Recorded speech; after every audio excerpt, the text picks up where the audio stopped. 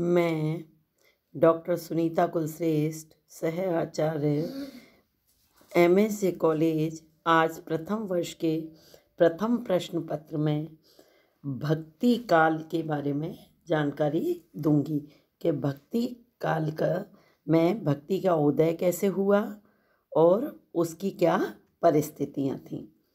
भक्ति काल का सामान्य परिचय। विद्वानों के अनुसार भक्ति काल का समय 1375 विक्रम संवत से 1775 विक्रम संवत तक का माना जाता है। यह युग हिंदुओं का पूर्ण पराजय काल था। एक एक करके हिंदू राजा तथा सामंत यवनों द्वारा परास्त हो चुके थे और समस्त भारत में मुसलमानों का अखंड साम्राज्य स्थापित हो चुका था। विजेता मुसलमानों ने अपने धर्म तथा संस्कृति का प्रचार करना प्रारंभ कर दिया था। हिंदुओं का धर्म, उनकी संस्कृति, उनका अस्तित्व सब खतरे में था। कवियों के आश्रय समाप्त हो चुके थे। वीर गाथा काल की वीर गाथाओं की प्रवृत्ति भी समाप्त सी हो चुकी थी और इसी कारण से जिन परिस्थितियों में भक्ति का उदय हुआ, विद्वान उस संबंध में एक मत नहीं हैं।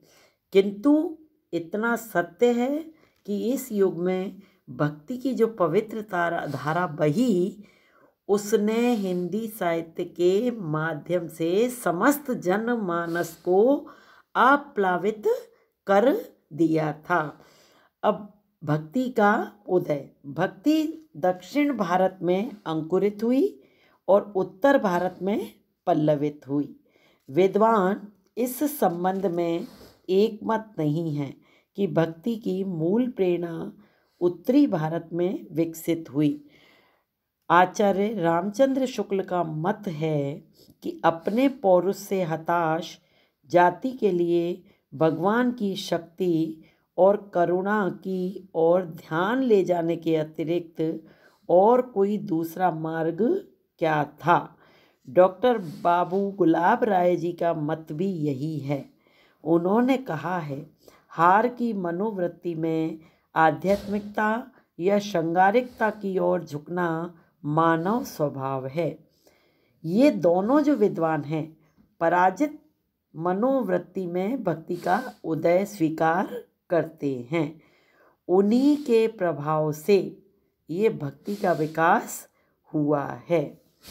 और अब हम देखते हैं कि मुसलमान विद्वानों ने तो यहाँ तक कह डाला था कि समूचे का समूचा भक्ति आंदोलन मुस्लिम संस्कृति के संपर्क की देन है और क्या शंकराचार्य, क्या निम्बार्क, क्या रामानुज, क्या रामानंद, क्या वल्लभाचार्य, सभी की दार्शनिक मान्यताओं पर मुस्लिम प्रभाव है।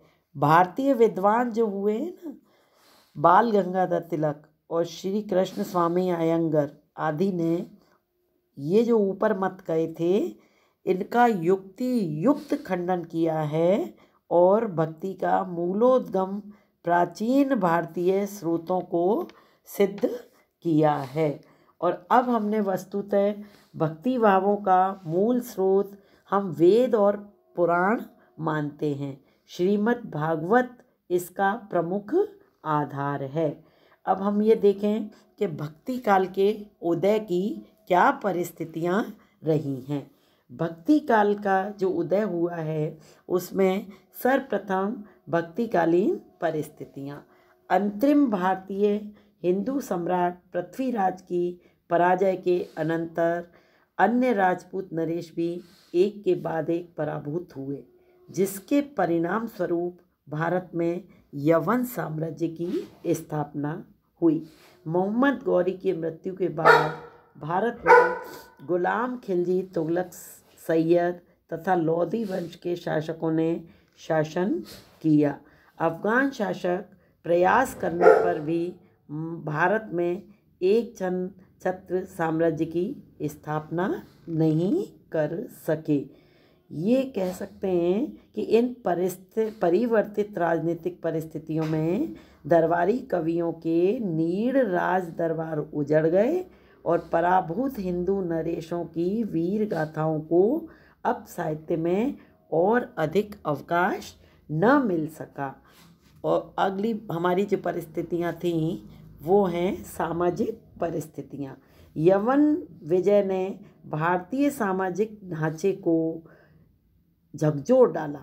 विजेता यवनों ने पराजित हिंदुओं को अपने से हीन समझा, जिसके कारण उन्हें घोर अपमानजनक एवं नैराश्यपूर्ण जीवन व्यतीत करना पड़ा। उन्हें धार्मिक स्वातंत्र्य तो मिला, पर उसके कोमल कुसुम में जजिया का कीट प्रवेश कर गया। इससे उन्हें मार्मिक पीड़ा हुई।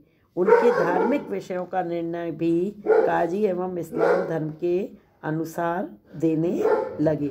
मदिरा सेवन का प्रचलन बढ़ गया। धार्मिक शीतलता के उद्दाम विलासिता के उत्कर्ष में और भी सहयोग दिया। और अब देखिए धार्मिक परिस्थितियाँ।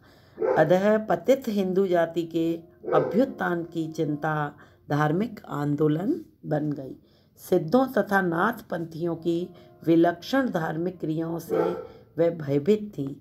इस्लाम धर्म के सशक्त प्रचार ने उसे और भी भयभीत कर दिया।